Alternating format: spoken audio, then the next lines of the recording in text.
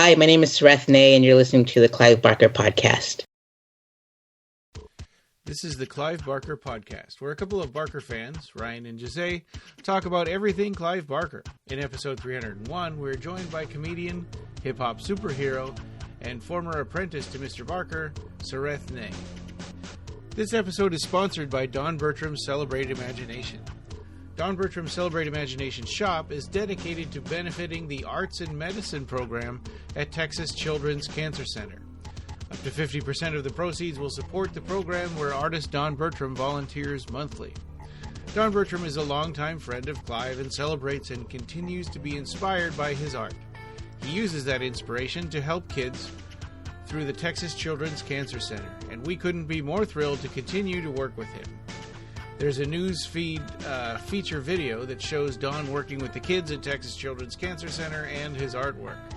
Click the side banner at www.clivebarkercast.com to find links to videos and his Etsy shop where you can buy his prints, books, and support this wonderful program. Check out his newest painting, Searching, shared on our Facebook page and on his Etsy shop. All right, well, welcome. This is episode number 301 of the Clive Barker Podcast, and we have Sareth Ney with us today. Hey, Sareth. Awesome. Hey. Hey, Jose. Hey, Ryan. Thank you for having me on the show. Yeah, thanks for coming. You're welcome. You and I met, we were just talking about this a little bit ago, but you and I met actually just before we started the podcast, 2011, when I was getting a tour of the Seraphim office in Beverly Hills. Yep, I remember that day quite well. Yeah, that was super fun. It was I was feeling really overwhelmed at the time, but with all the cool stuff and everything. Indeed. If I can recall, you went by yourself, right? Yes. To the office. Yeah, yep. They were shocked because I drove all the way up from from where Disneyland is. What is that town? Anaheim. Anaheim. Yeah, I drove up from Anaheim. It's quite a drive. That's like the same way that I ended up there. It was like my whole family, we were like, well, my parents and my cousin, we just didn't have enough money to buy tickets for all four of us, because that's when, Phil and Sarah forwarded my email to the Seraphim offices, and then we scheduled a resume, they had me send my resume and all that stuff, and before I made it to Clive's place, I ended up going to Disneyland and Universal Studios before that, like a couple days before, so we made the most out of that California trip. Yeah, exactly. It's like you're in California. Absolutely. You got to see that stuff. And the funny thing... go ahead. The funny thing is, like, the whole time that I was living there, I had, so many gigs to keep my boat afloat that I just never went to any more of those theme parks anymore. Well, I went to the City Walk maybe once or twice, but never went into the amusement parks. But I did go to the Gibson Amphitheater to catch a lot of concerts, though, that's for sure. Wow. Yeah. So a little intro about Sareth Ney for our listeners is that you are a first-generation Cambodian American. You're an award-winning short filmmaker, a content creator, a fashion designer. Whoa. That's the lawnmower guy there. Lawnmower here. There's an angry swarm of bees coming to steal your Candyman beanie. Yeah. Yep, and the Lawnmower Man, another horror movie reference. You've directed festivals. You have a journalist masked superhero alter ego that we'll get into. You're a philanthropist and a stand-up comedian. And you've also interned with Clive Barker, which connects to what you were talking about earlier with Ryan. So, welcome to the show. And how did all that come about? I mean, how did your internship with Clive come about? Was it during your mass comm degree or something, or was it after that? It was during my mass comm degree. I had one advisor that told me, you're too early to start looking for internships, which I don't believe, because I truly believe college students should get an internship every summer to build up to their field. But that's my way of thinking. Sure. I switched to a different advisor, and I didn't take the dude's advice, because I'm like, I'm getting out of here no matter what. Like, I'm not going to be in Colorado for forever. And so I reached out. On MySpace, of all places, someone reached out to me. You remember those days. Oh, yeah. And they were like, Clive is releasing a book called Mr. Be Gone. It's about a demon that possesses a book. You should definitely buy this book. And I'm like, this is pretty neat. I haven't heard that name in a long time. And I grew up watching his movies, and they would always scare the, crap out of me. And so it was like, all right, this is perfect. I went up to my doctor's appointment, but before I went to Barnes & Noble, and there was the book. And I'm like, all right, cool. I can read this while I'm waiting for the perfect time to go to my doctor's office. And it was like, I got through the first 27 pages easily, and I was so addicted to it, Yeah. And I'm like, and so I go back home, and I'm like, Mom, Dad, I'm a broke college kid. Can you help me buy this book? I want to finish it. And so that's what they did. I went back to my hometown, which was like, 45 minutes away in Pueblo, Colorado, picked up the book, read it. And there was that part in the book where Jacobok was jumping on the page, and he says, see that page moving? That's me making it move or whatever. And the ceiling fan wasn't on, and then I looked over, and it was moving, and I was like, oh, man, he scared me with all his movies, and now he's scaring me with this book. And I got to reach out to him. And so I emailed, Phil and Sarah's website, clivebarker.info, and they forwarded it to Clive's assistant at the time, which was Chris Koloff, which were Facebook friends and stuff like that, and I haven't seen him for ages. And then he was the one that led me to where the interview was going to happen. And I was thinking maybe Chris and I were just going to talk, because it's just, Clive is a busy man. And so he went to the gallery house, and I dropped off my parents at the Beverly Hills Park. I forgot that part. And my cousins and stuff, we all drove out there, and my parents too. And so we go to the place, and I gave my parents the wrong address, because, the gallery house is just a couple little stones away at the time. Mm-hmm.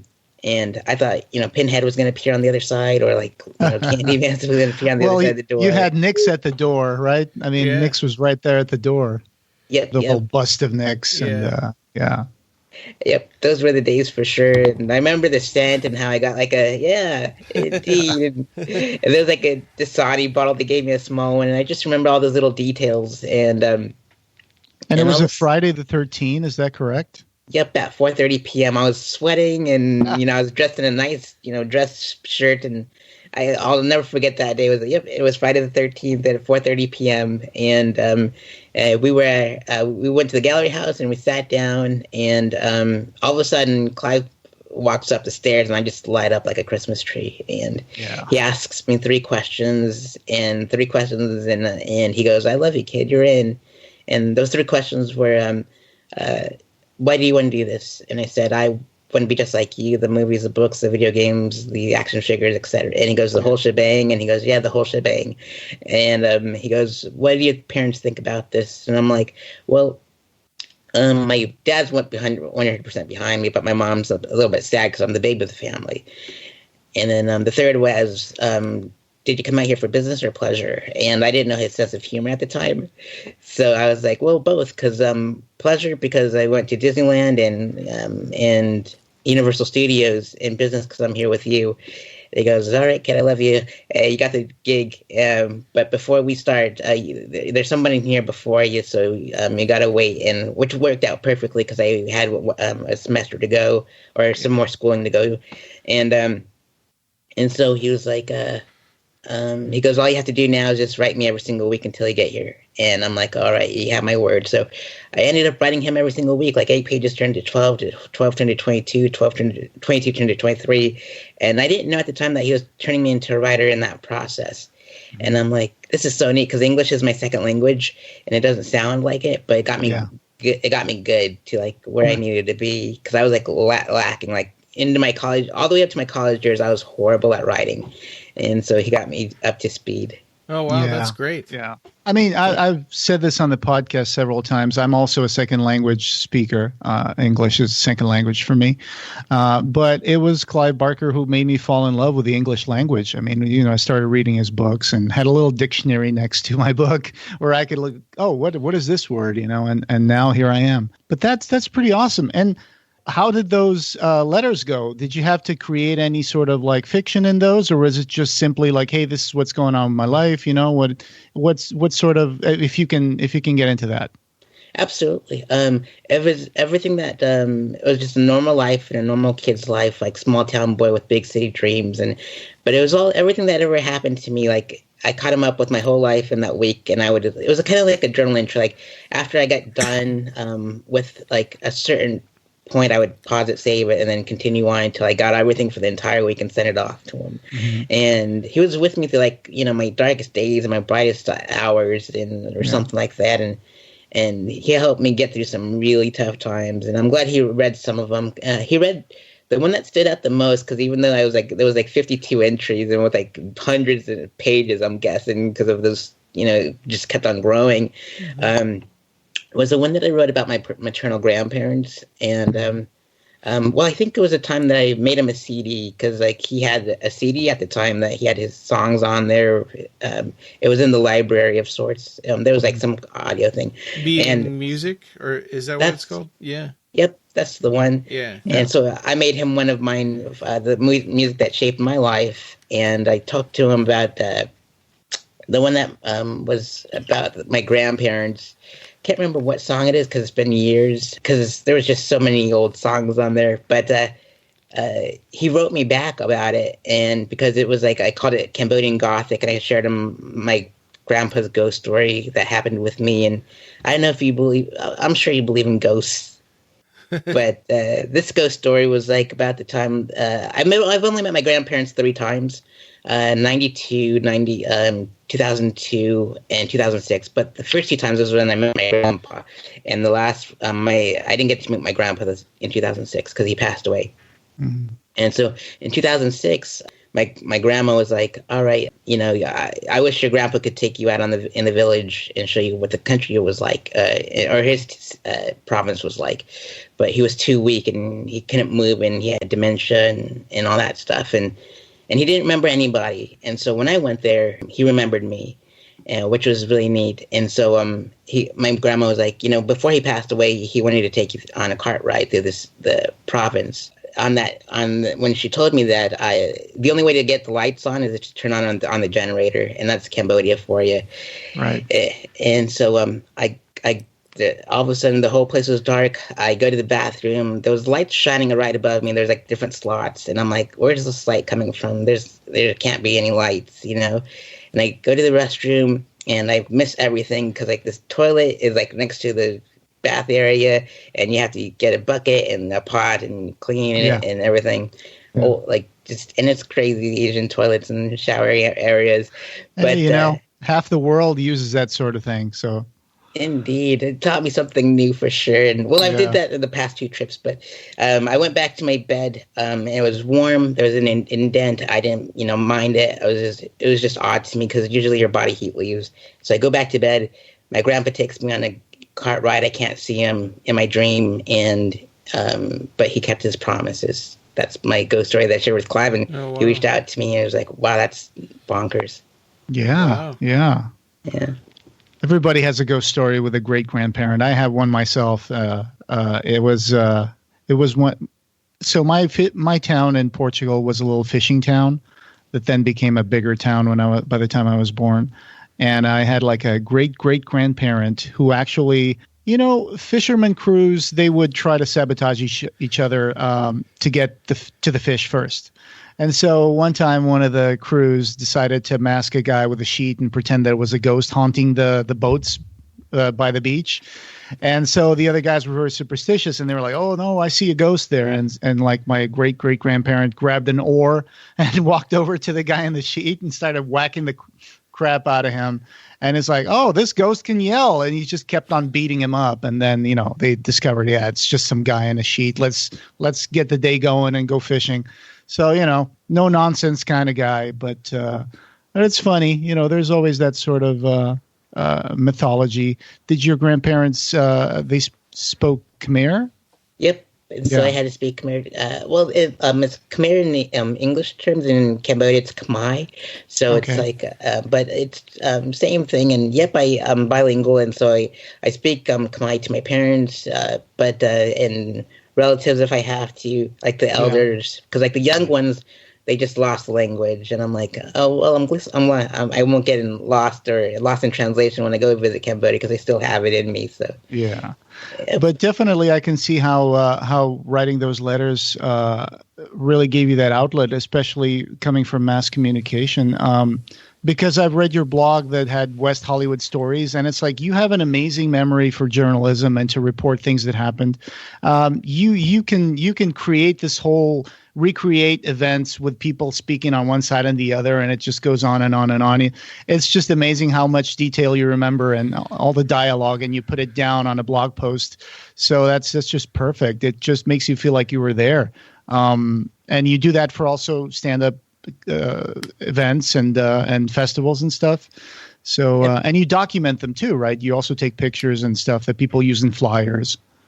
Oh, absolutely. And I don't charge a dime or anything like that. I don't have the heart to. It's like same as my journalism days out in LA. It's like, I'm not going to watermark them, edit them, or nothing. I just love the way that they are and the way people are. Like, they can be all covered in sweaters, spitting in a microphone or whatever. Yeah. I love people just the way they are. And so that's why, and I'm so happy that people use my flyers all over the place from coast to coast. And it means a lot because I'm like, I'm not a photographer at all. Like, even though, Clive was a photographer and such, I wasn't, not Photoshop or nothing like that. He had his cast and crew at the time, the early years, like the 2008, 2009, and that I remember working on them. But yeah, it's pretty neat. I just point and shoot. The lighting's perfect at my homeroom, and the sound is perfect. Just everything you ever want out of a comedy room. And the hecklers get checked, and it's fantastic. It's great. So, what are your favorite comics? What were you? Who were you going to see when you were growing up? How did that come about? Your interest in comedy? My interest in comedy came from John Leguizamo, of all people. It first started off with him, and he was Manny the Fanny, and he was dressed up as a lady, and that caught my attention. I'm like, what's going on here? It's like it was new to me. And he did this bit, and then I guess he was in, Tu Wong Fu, Thanks for Everything, Julie Newmar, so it was like a perfect transition. And then, of course, there's Eddie Murphy, and I like to tell people my style of comedy is I don't say any curse words, but I get really dirty and graphic, and so it's kind of like Eddie Murphy meets Richard Pryor meets Dolomite, and you just roll them all into one, and then boom. I got to meet John Leguizamo. Actually, he came up to Fairbanks, Alaska, to promote Ice Age 2. Because we have the World Ice Festival here, where with ice carvings and like 2-story tall ice carvings and stuff, and so they as a promotion they did a promotion for Ice Age 2, and he came out in this parka, in the freezing cold signing autographs. So I brought up Land of the Dead for him to sign. That's so awesome. I bet he's a really cool treat because he inspired me so much. Not only does he do comedy and then acting and so forth, but I was watching his documentary on his one-man show, and I'm like, this is so neat. He has so many of them, and that's what got me into making my own during quarantine, and it's premiering next month, so I'm pretty excited. Oh, that's pretty cool. Yeah. Send us a link and we'll promote that. So you had 52 weeks to prepare for your internship. You were writing Clive. And then when it started, how did that go? Indeed. I lived in Palm Coast with my uncle and my aunt and their son. And so it was like over an hour drive one way, no traffic, which is, I was dedicated 5 days a week. Yeah. And it was pretty fun. I pretty much organized his entire his artwork and everything, and I pretty much was the gopher, if you will. Had to pick up comic books and movies and whatever he needed, and so I was pretty much part of that entourage just to make sure he's all good. And went to book signings at Book Soup and Comic Con, and were you picking comics up at Amoeba? Not at Amoeba. It was at Meltdown Comics. But whenever he had guests like Russell or Simon, we would all go to Amoeba, and it was pretty rad. The whole summer 2009 with him was just amazing. We had a lot of heart-to-heart conversations, and we still did when I came back to do the apprenticeship, which was after I graduated college, and then he asked me to come back. But we would ran a lot of errands together. Well, when we did go, and then it was like you said off the record, it's like, you know, if the true fans know who he is when they age, and so and when we went to like Book Soup together or Video West or wherever, the true fans got really excited, and I'm like, this is so neat, like yeah. And because you know, some people don't know what he looks like nowadays, or back then, because we're like men behind the written works or our works, and we let our work speak for us, kind of thing. And so it's just neat to see like his true fans appear and like get all cheesed and see him. But he took me to Comic-Con, went to the Book of Blood premiere. Oh wow! And then it was pretty excited. They made sure like he was well taken care of. And at the Comic-Con signing, I remember this fondly. His line was massive. Like everyone at Comic-Con knew who he was. They weren't like at Book Soup or nothing, and they had to separate the line and move it to somewhere else, like a second half. And I was just standing by his side, and like whatever he needed, I was there for him. And it was nuts. And like he always does during his signings, he talks to everybody, and he didn't charge a dime for his autographs that day, and it was just so rad to see that. Like, and then that's why I'm like to myself, I'm like, if I ever become famous, which I don't plan on doing, because I've seen that other side before, and I was like, I experienced it. That's all I ever wanted to see. But if I ever become famous, I don't want to charge a dime for an autograph, and I want to talk to everybody, and they'll have to kick me out or drag me out, but I'm going to talk to everybody. So. Yeah, those bookstore signings were so much more intimate, so much nicer, I think, than the. I mean, I like the convention stuff too, but man, the bookstore signings are so much better. Like Book Soup, I went to when I went and met you and visited Seraphim. That was a Book Soup signing day for Aberrat 3, I think it was.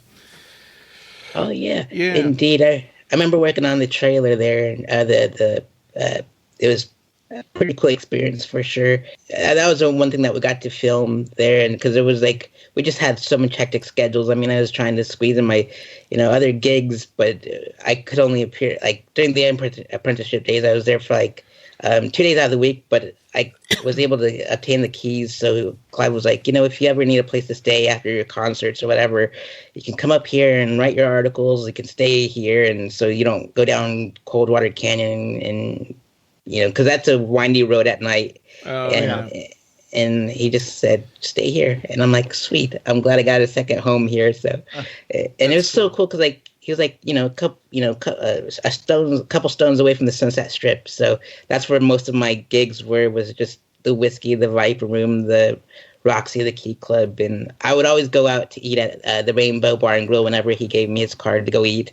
And that's like my slice of heaven. And the cool thing is, like, when I went there, they would always say, same drink. I'm like, yep, same drink. And they knew exactly what it was. And it was an Arnold Palmer. So it was just, because I'm straight edge. So my favorite mixed drink was Arnold Palmer, which is lemonade and iced tea. So it's fantastic. Yeah. And so awesome. The summer internship ended with me going to the Method Man, Redman, and Ghostface Killer show at the House of Blues, and I saw RZA and Ghostface walk by, and they thought I was working for the House of Blues, and the House of Blues thought I was working for the Wu-Tang Clan, and it was nuts. And speaking of, like, it was like I only could afford to go to the first show, and I was making friends with the merch men, and they go, man, that's a really old shirt, and it's a Method Man shirt, long sleeve, holes everywhere, and I'm like, yep, this is the only one I got, so that's why I'm here at the booth buying everything, because I need to update my wardrobe. And they're like, how would you like to stay for the second show? I'm like, I wish I could, but I can't afford it. He goes, no worries, we'll get you a bracelet so you can come back. And I'm like, this is nuts. So I ended up getting a bracelet from them after the first show cleared, because they have to, escort everyone out for then the second people to come in. And so sure enough, his merchmen were meeting me outside, gave me a bracelet and telling me how the people of New York were. And so we go back in there, and he goes, you can go wherever you want. And so I'm like, cool, this is all access bracelet.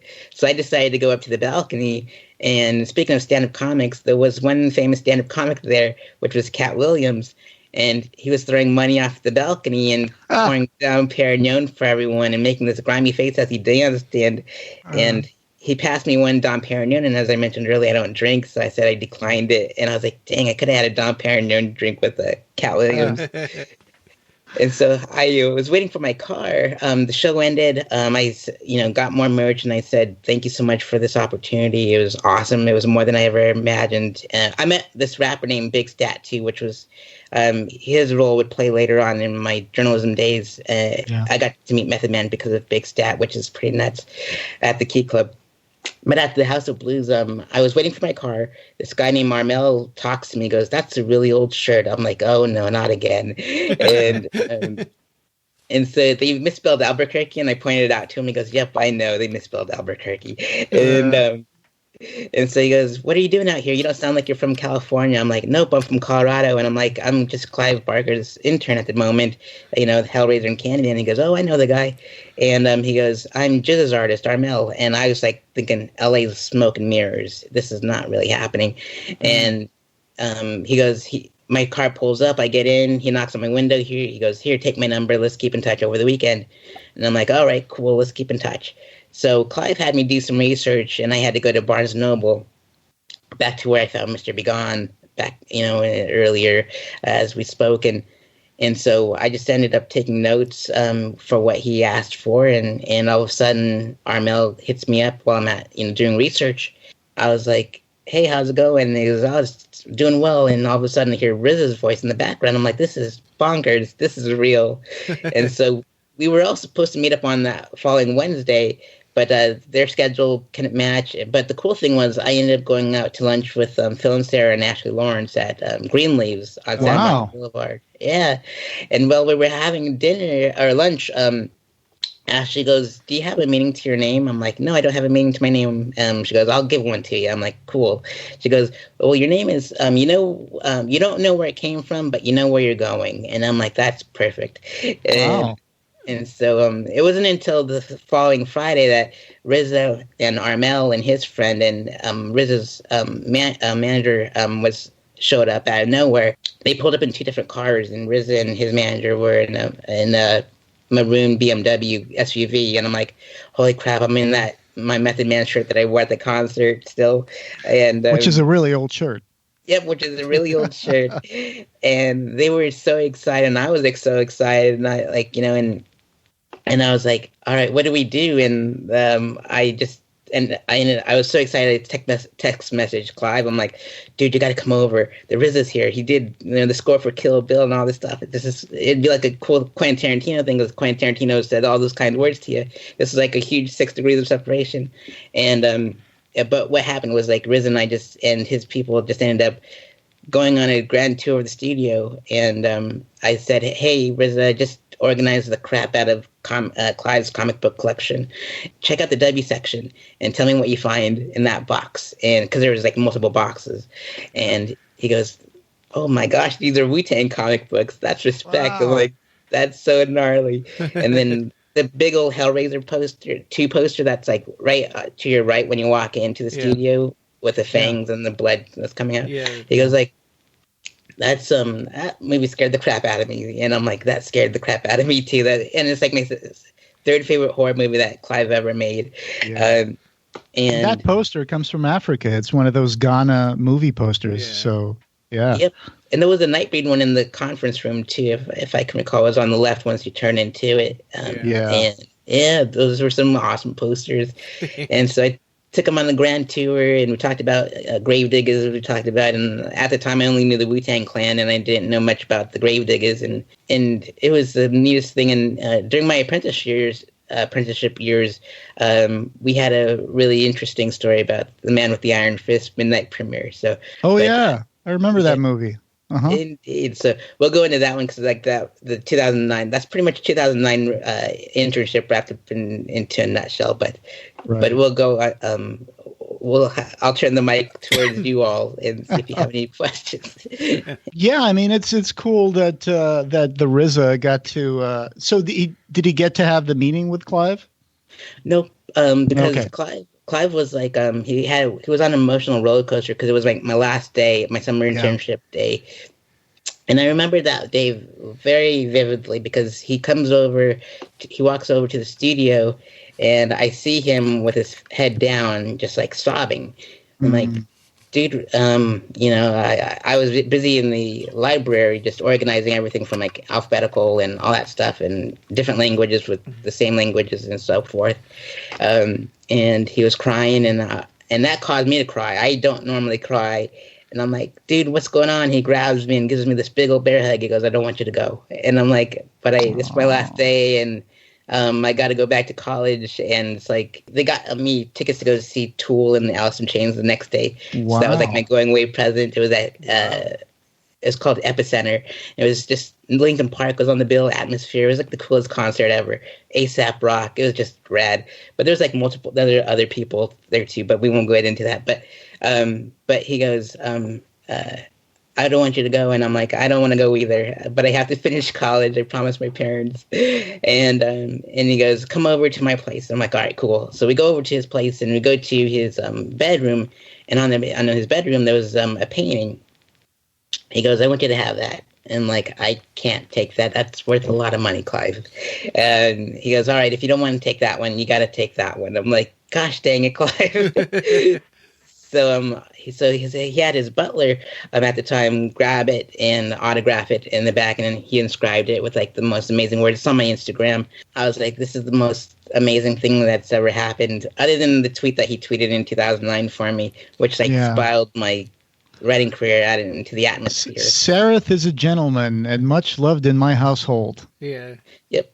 Yeah. I hold him in the highest regard, it says when he finishes it. And I'm like, this is so neat. What am I going to do with this? And he goes, it's going to unlock itself. And I'm like, I'll take your word for it. And it was kind of like what, Stephen King did for him back in the day with Books of Blood, and I've seen The Future of Horror. Its name is Clive Barker. I'm like, this is pretty much the same thing, but in a more modern times because it's on Twitter, so it's pretty neat. It's like there for me to see it, and if I lose it, I have it screenshot and saved, so it's there. But it was so neat for him to do all that for me, and so I saved it, still hanging up in my room, and so I look at it in case I get lost in life, and I'm like, all right, tell me where to go painting. And so, that's cool.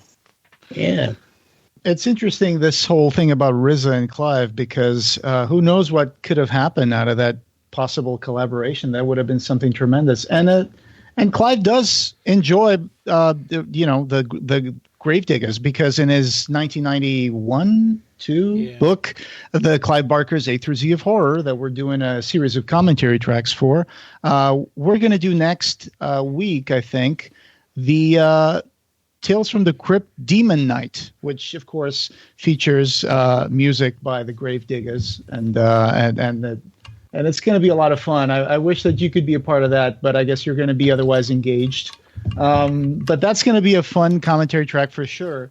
And so, what a coincidence. It's almost 15 years later after this book came out, the RZA was trying to get in touch with Clive, and who knows what could have happened. That would have been something. Indeed. I did run into RZA and Quentin Tarantino during when I had to cover the Sunset Strip Music Festival, because they were on the same bill as the Doors and Black Label Society and such.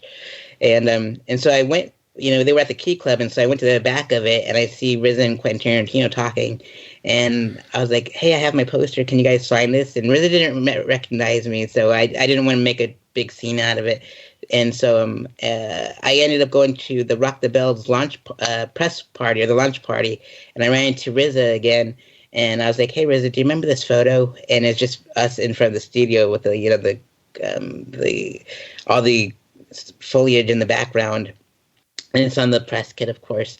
And he goes, "Yes, I remember that a lot." And I'm like, "That's wild." He goes, "Will this collaboration ever happen?" And he goes, "It'll happen." And it kind of did, because at the end of Nightbreed, the director's cut, you'll see like New Beverly Cinema, and then you'll see my name, and so that's the Quentin, the RZA, myself, and the Clive Barker connection all in one place on that one movie. So that works out. That's fine with me. So. That was quite an experience. I didn't get to go to the New Beverly Cinema screenings, but we went to that one director's cut. We were right there, first line. Me and Ryan watching the premiere of the director's cut of Nightbreed, and Clive was there, and everybody else was there, a bunch of actors, and it was so much fun. It was great. I was looking up. I noticed that you did post a lot of stuff on the Occupy Midian group, and you had a lot of posts there about how much Nightbreed means to you and all that stuff. It's great to connect with you finally. How did your alter ego, the Wu-Man Chu, come about? Oh man, that was pretty bonkers. It was just like when I was living in LA, I got to meet Ghostface and Method Man and Inspector Deck, Capadonna, RZA, Raekwon, like just pretty much half of the Wu-Tang Clan. But when I was in Florida, I got to meet Master Killa and U-God and all that stuff here, and Young Dirty Bastard. And it's so neat. It was just like I got and for one Halloween, I was asked, I don't even know what I'm going to be for Halloween. And some folks suggested, you should be Wu-Man. And I'm like, it sounds too much like a woman. And they go, how about Wu-Man Chu? It's Asian. It sounds like Fu Manchu. And it's perfect. And they're like, all right, perfect. So I ended up going to like a fabric store in the Valley. And I got the material, and ended up cutting up the fabric to make the logos of all the members. Yeah. And I put it on a yellow cape, and it was in Clive's kitchen in the studio, and that's where I mostly kept my time. And so pretty much Wu-Man Chu was born out of Hell's Kitchen in Clive's studio, and it was so gnarly. And there's a mask that I made that's no longer with me, and I got it from the Chit Chat Club. That's like this really cool hip club in LA. Yeah. And I'm like, this is pretty neat. It reminded me so much of like a Japanese setting, and like as if I'm in Kill Bill or something, and like one of those cool places with those fancy doors. And I just love that place. And it was like a masquerade kind of party, so I just kept it and I just made a Wu-Tang symbol on it. And I'm like, I guess that's it. And some funny adventures where I got to wear that outfit to go see Danzig Legacy at the Gibson Amphitheater. And so it was Sam Hain, Danzig, and the Misfits. And I took the guy that played Leatherface, the remake in Texas Chainsaw Massacre, and he was in The Longest Yard, Andrew Benarski, I believe. So I took him to the show. I got backstage passes because my friend Steve was working at a liquor store. He goes, I do all the catering. Do you want backstage passes to the show? I'm like, sure, absolutely. Yeah. It was so gnarly, and our passes were waiting for us at the box office. And so I was dressed up as Wu-Man Chu at the show, and I totally didn't fit in at all. And so it was pretty neat. He goes, Sareth, I'll be in the... Or maybe you were the only person fitting in at the time. That could have been it. I was like one of the misfits for sure. And so he goes, I'm going to go hang out, sit up in the front or up in where the seating area is. But he didn't have tickets so he pretty much stole somebody's seat. So he goes, if anyone messes with you, I got your back. And I'm like, that's so cool for a Leatherface to have my back at the Misfits show. Yeah. Oh, yeah. And so we ended up partying backstage with like members of Jackass and Puddle of Mud and Typo Negative.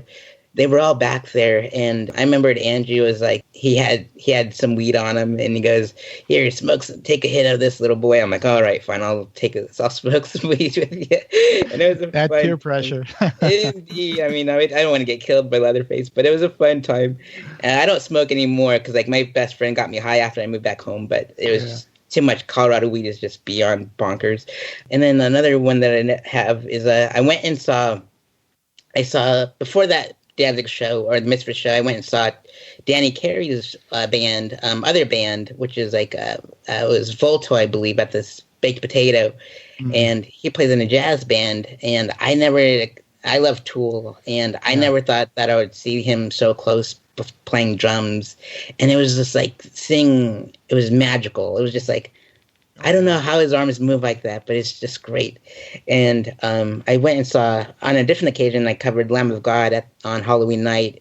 For some odd reason, I always go out on Halloween night as Wu-Man Chu to these rock shows. And I got to see Lamb of God at the Palladium, and I had to cover him. And I was just standing on my tippy toes, and I was writing down the set list. And some guy noticed me because I was the only one dressed up in costume at the show. And so I go to the very back just to, write about the show and take notes. And some stagehands, noticed me, and he takes one of their set lists and places it on my my journal as I was writing, and then he walked away. I'm like, man, this is so neat. And then I also dressed up as Wu-Man Chu to the midnight premiere of The Man with the Iron Fist. Yeah. And as soon as I got to the bottom, like all these cameras go off, and I'm like, this is nuts. What's going on here? He's like, there's nobody here dressed up like you. And I'm like, this is wild. And so they ended up getting me all these promotional posters for The Man with the Iron Fist. And I guess one of the producers or directors of Jackass was there, and it was pointed out to me, and I didn't know Dimitri something, and he goes, I want to take a picture with you. I'm like, this is neat. I don't know who you are, but let's take a picture. Yeah. And you were the man of the moment. Indeed. I was the man of the moment. And they go, well, you can't wear a mask in here because the whole thing that happened in with The Dark Knight happened around the same time. So I'm like, gotcha. Right. Yeah. Crap. Yeah. So, indeed. And so I'm like, fine, I won't wear a mask, but I'm just going to join the show. And it was a fantastic screening, and it was so much fun.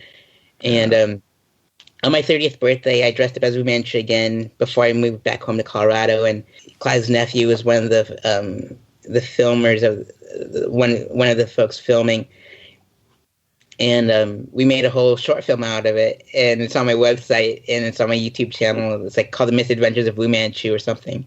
Yeah, it's got a Twitter account. I'm looking at it right now. Indeed. And the little mask with the Wu-Tang Clan symbol, was that similar to the mask that you wore? Yep. And now it's like the one with the hockey masks now. My buddy Rick from 13X Studios is the one that painted it, and I wanted to give him a shout out for doing that because he didn't have to customize it. He has so many more, and he's always busy with conventions, and he just painted it for me. And I'm like, this is so neat. And now it looks like Ghostface Killer's mask now, but with my Wu-Man Chu logo. And so I'm paying homage to Ghostface and RZA, because RZA wears a mask too, but his was the masquerade one that I had in the very beginning. So it kind of pays tribute to them. So it's pretty neat. Dope. Yeah.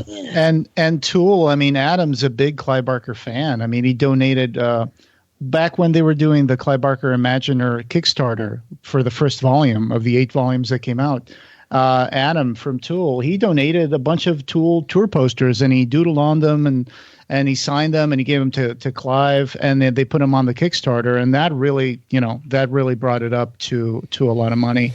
And and I think there was another guy who also had like a Cenobite costume or something. I think is that Kirk Hammett from Metallica? Is that Kirk? Yeah, it's Kirk Hammett, right? I think that's the guy who owns like a Cenobite costume. Yeah, and he's got a horror museum. Yeah, he's got a horror museum. So it's cool that that you got to meet the guys from Tool. That's really amazing. It's so neat. And I just remembered something that my friend Steve that worked at the liquor store. He also gave me backstage passes to go see Meet a Perfect Circle. Which is in the same vein as Tool. And the drummer, Jeff Friedel, at the time, he was, or he's still there, but I remembered I had my poster, and I bought all kinds of merch in the back and everything, and he goes, I don't have a Sharpie, and then he runs all over the place to find a Sharpie for me. I'm like, you're such a nice guy. I ended up meeting him and Matt McJunkins, but I didn't get to meet, James Eha was on his phone. I met Billy Howardell. He was a nice guy, but Maynard was somewhere, I couldn't think, getting a massage or acupuncture somewhere, but he normally doesn't interact with the crowd, or the folks in the backstage area either, which is totally cool. But that was a pretty neat experience, and Steve also hooked me up with Smashing Pumpkins backstage passes, and I got to meet Head from Korn. He was in the pit, and we just spent some time together, and Roxette and Skrillex. He just, whatever that was happening at the Palladium or the Gibson, he would give me, and every time I would see him, he goes, you want backstage passes to this show? I'm like, sure, why not? So I was always there waiting for me, and he's such a great guy. These doors just keep opening, huh? Yeah. Yep, indeed. Yeah. It was awesome. And it's so cool. You started out in Denver, right? In Colorado, in Pueblo. And then at what point you were living in Florida for a while?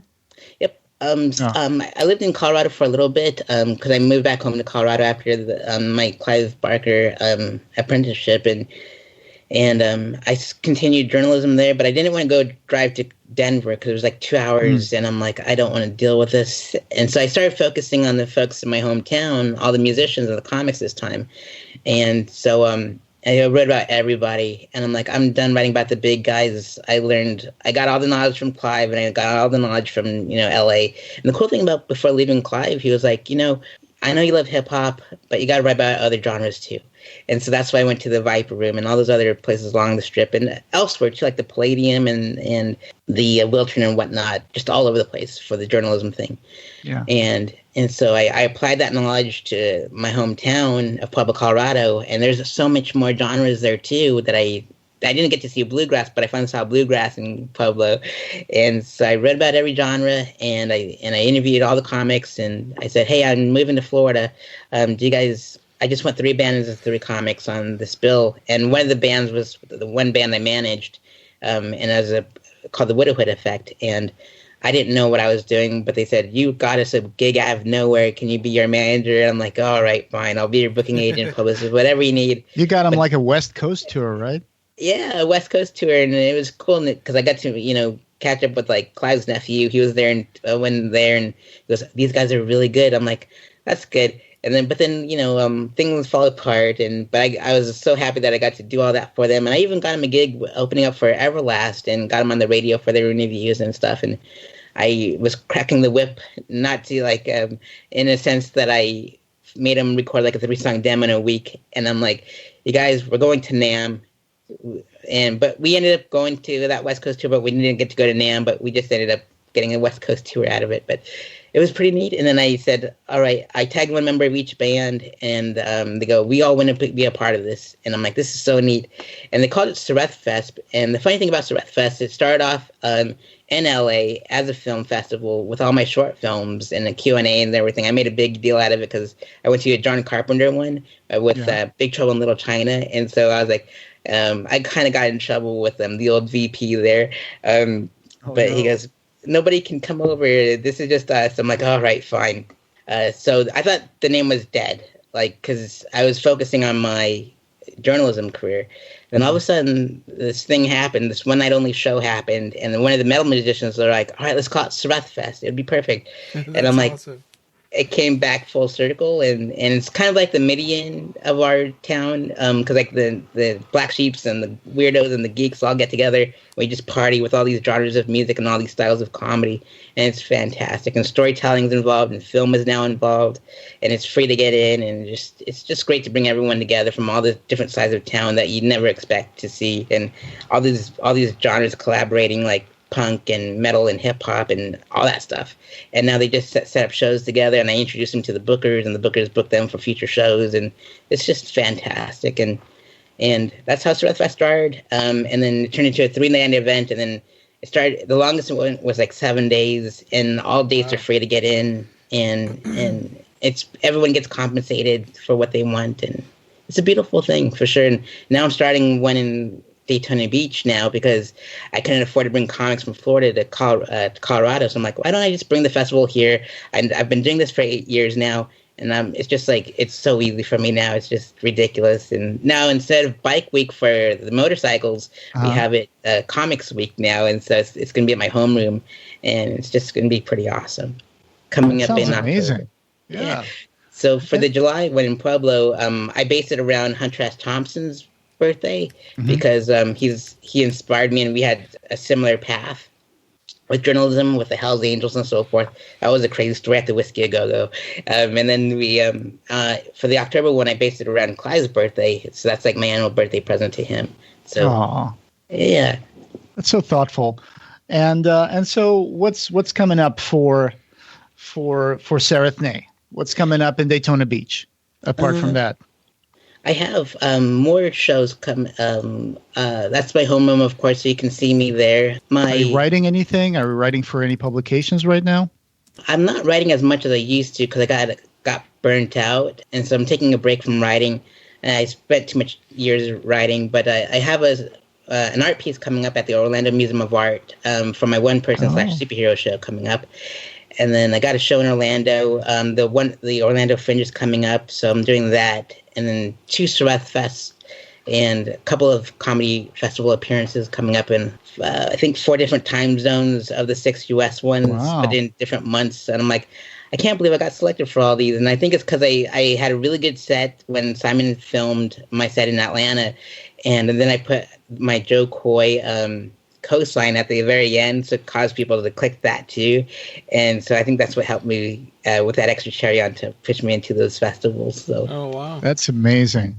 That's great. So, yeah, we'll put some of those, if you can send us some of the links to those events, we'll put them on the show notes. Yeah.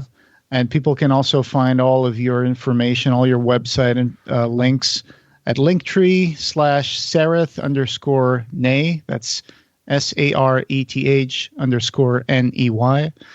This was a really fun conversation. I've heard about you. I saw your name in the credits of the Nightbreed director's cut, but we just connected recently on Facebook, and it was like I started looking at all your websites and all the stuff you did. The roast of Sareth Ney, I was watching that last night. What'd you all think? You got high with your mom? I did.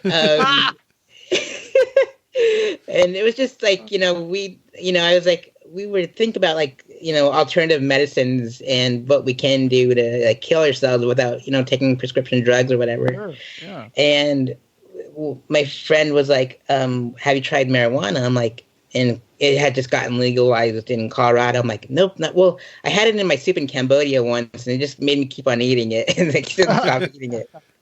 He goes, no, you gotta like smoke it or take it as like in a paste or whatever. And I'm like, all right, fine. So like my mom and I just thought, well, let's just put it in our food like they did, because I don't know how to smoke, or I'll just cough like a madman. Yeah. And every time I did smoke weed, it was bad, so we just put it in their soups and just tried an edible. Yep, and boy, that backfired. And so did it? Oh no. Yeah. Well, yeah, I mean, edibles can be, for the first time user, they can be a little overwhelming. Yeah, I've seen people freak out with that stuff, like sitting there and all of a sudden they don't know what's going on with them, and they get scared. They don't, especially if they've never done anything before. Yeah, I mean, it's mostly just anxiety that stems from fighting it. As soon as you let it take you on a ride, you'll be fine. But yeah, it's like Hunter says, buy the ticket, take the rides. Yeah. Oh, yeah. That's awesome. I would love to keep in touch with you and talk about Demon Knight and the Gravediggers. We'll keep in touch through Facebook, and maybe we'll get to talk to you again sometime in the future. Yeah, I would absolutely love that. And it was so great to catch up with you, Ryan, and meeting you for the first time, Jose. And it's just, and so, thank you so much for, having me as your guest. It truly means a lot. And to go back down memory lane with Clive was just amazing. And I think about him a lot. And I get to reach back out to him during holidays, because he called me Young Harvey in that summer. And so that was my nickname. So it was pretty neat. He called in on our 300th episode. He said he was doing fine. He had the Johnson & Johnson vaccine, one and done, and he was in his house. And actually, Simon Banford had texted him about our 300th episode. Phil and Sarah had also told him about that, but it seemed like the timing wasn't going to work out. And then all of a sudden, out of nowhere, we get to talk to him through the landline, and it was pretty awesome. Yeah, I don't know if you saw the 300th episode. It was pretty star-studded. We had Doug Bradley, Barbie Wild, Simon Banford, Nicholas Vince, Paul Kane, all these people that we had on the show at one time or another, and they all came back just to say hi and chat. It was amazing. But I caught snippets of it, and I'm paused at a certain point so I can continue, because it was a long episode. I was like, wow, this is really long. Yeah, but it was so neat to see everyone there, from Simon and Nicholas and Barbie and such. It was great. Well, and the Clive Barker part happens when you wouldn't expect it, because a lot of the celebrity people had kind of signed off, and we were starting to do a trivia contest, and then all of a sudden, here's Clive on the phone.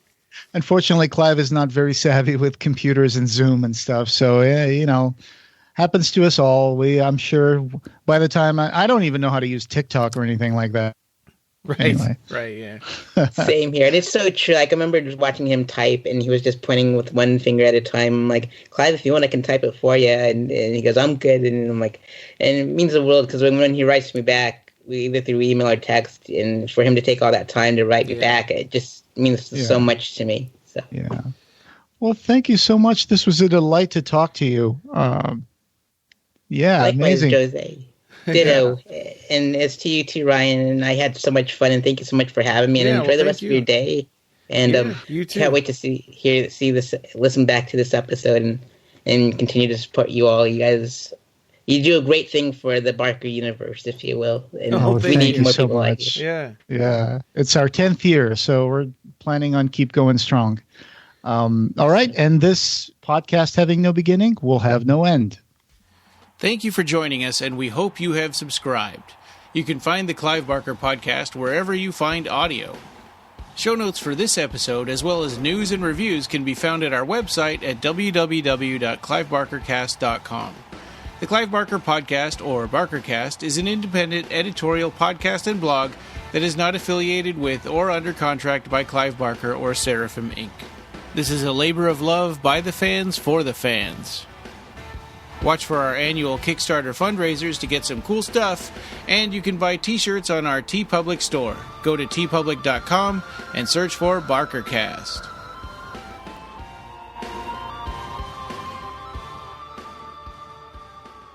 Thanks for listening.